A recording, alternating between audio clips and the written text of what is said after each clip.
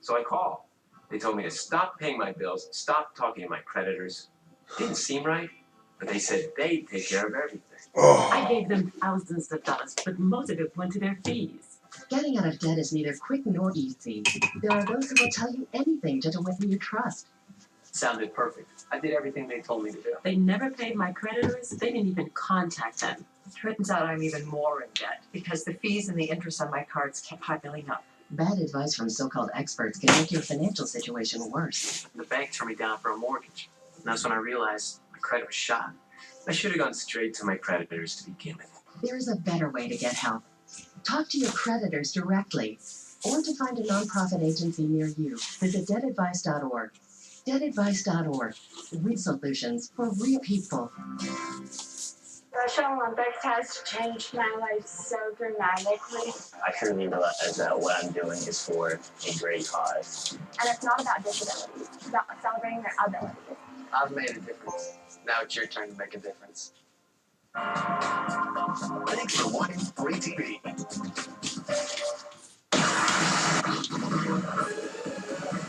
You had nothing to do with his recapture.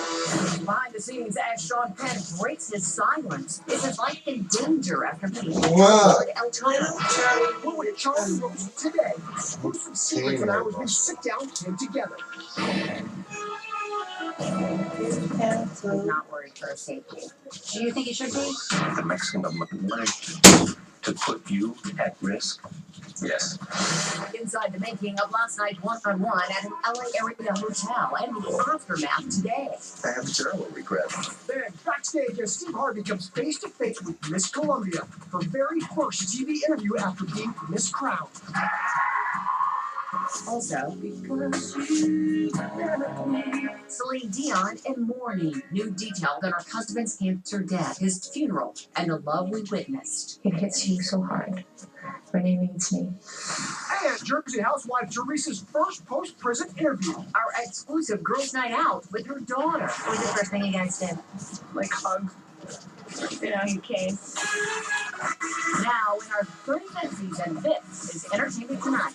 Thanks so much for joining us, everybody. I'm Fraser, very busy today. We're going to get to him in just a minute, but here now, Cameron Patterson. And Nancy, there is a lot of news, so let's get right to it. And tonight's top story is Sean Penn's life in danger. Are you worried about your safety at all, Sean? Sean told you that he's not worried for his safety.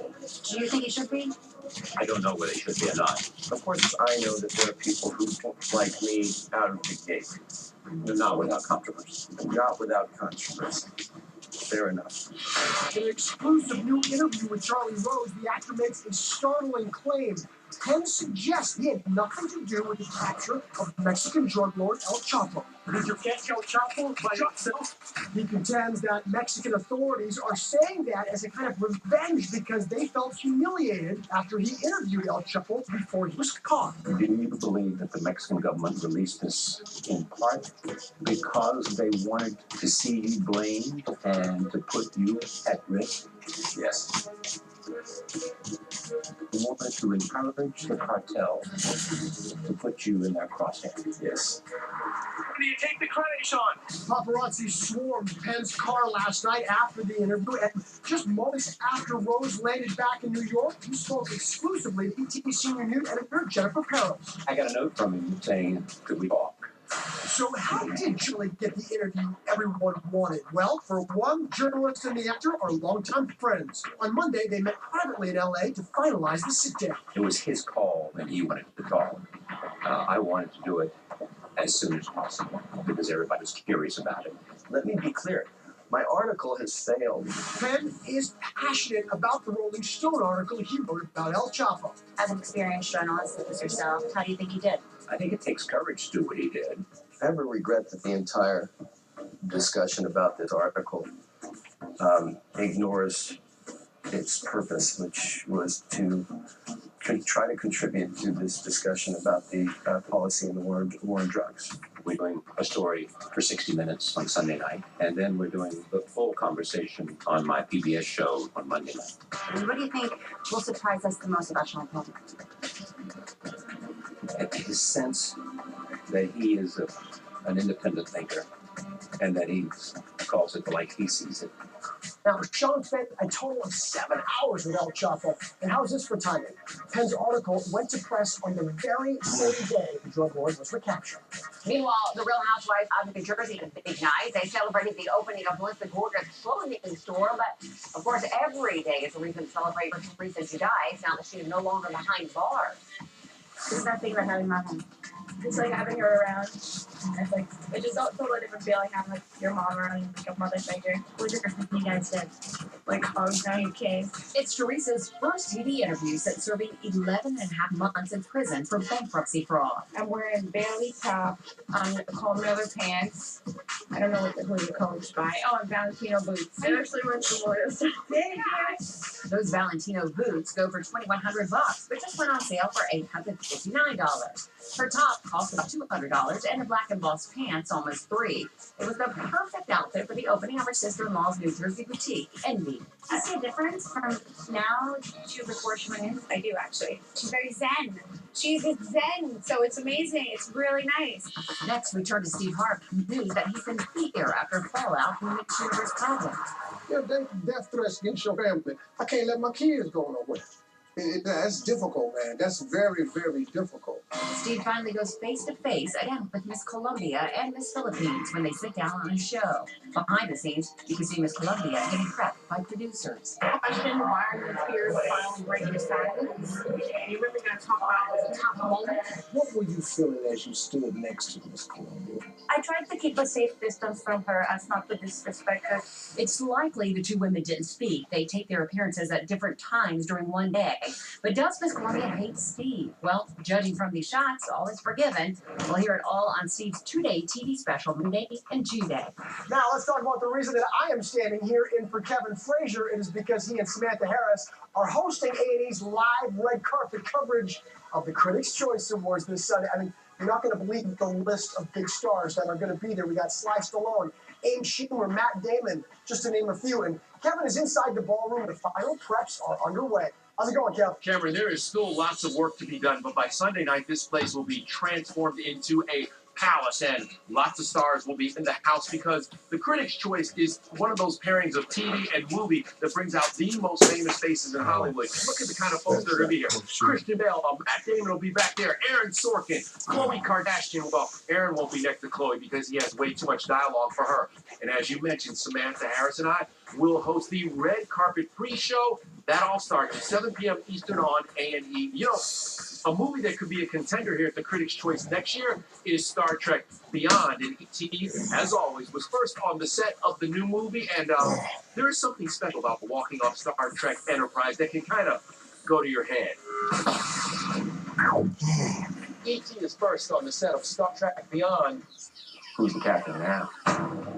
Well, actually, that would still be Captain Kirk, Chris Pine.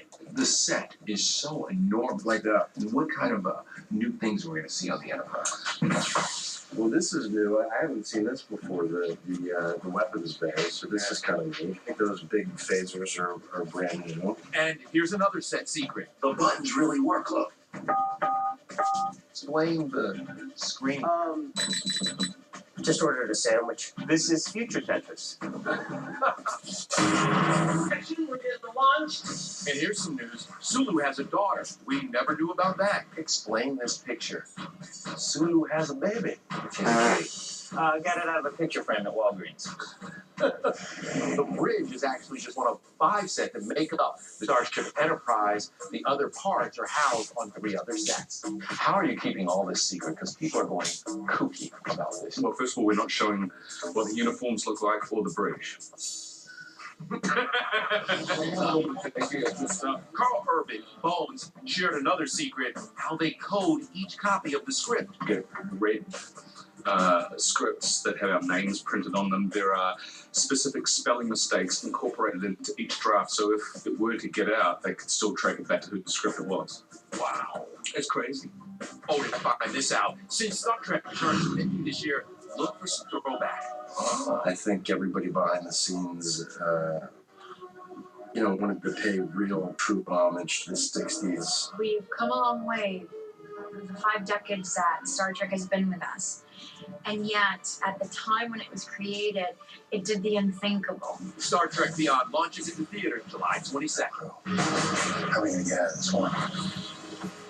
Man, coming back to theaters in a big way. You ready? Blue Steel. That's my Blue Steel. What? Not good? Well, hey, Zoolander 2 opens February 12th, and Entertainment Tonight is teaming with Samsung for a super fan experience at the New York City movie premiere. Now, get this. One lucky winner, and it has to have a chance to attend the Zoolander 2 red carpet, hang with the stars, and be our special ET super fan correspondent. Are you in? All right, here's at the end of the sweepstakes. Just head to SamsungPromotions.com/Zoolander2.